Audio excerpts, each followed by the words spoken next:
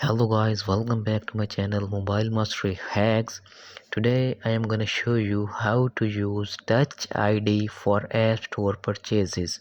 Means use Touch ID to download apps from App Store iOS 14. Let's get started. First of all, we have to check the App Store. Let's suppose we have to install any app. So click on the app, so click on install.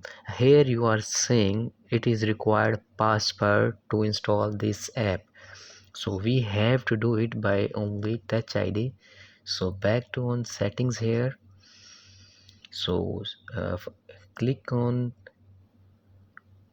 Touch ID and passcode and put your passcode here. Now here you are saying iPhone unlock iTunes and uplock, then enable the iTunes, give your Apple ID passcode and go back. Now click on screen time and scroll down. Here click on content and privacy restriction, and here open IT and click on always require. After that let's back to App Store and now try again. As you can see, iPhone is asking for Touch ID. Thanks for watching this video. Please subscribe and mention your reviews in